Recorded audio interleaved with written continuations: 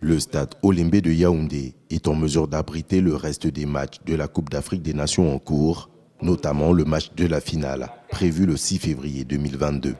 C'est un des points essentiels à retenir du point de presse qu'a accordé le 28 janvier à Douala le ministre camerounais des Sports à la presse nationale et internationale.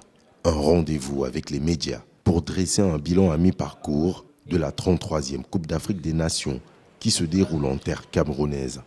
Une CAN de très bonne facture selon Narcisse Mouélé-Kombi, tachée cependant du drame survenu le 24 janvier lors du 8e de finale Cameroun-Comores et ayant causé la mort de 8 personnes.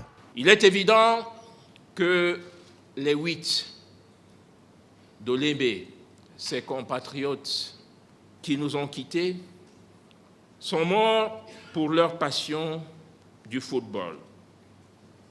Le football qui apparaît aujourd'hui comme la principale source de divertissement des masses.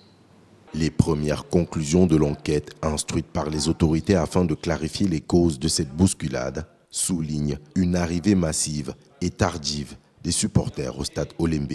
Alors même que les portes d'accès du stade d'Olembe étaient ouvertes dès 15 heures, plusieurs spectateurs se sont déportés au stade vers 18 heures.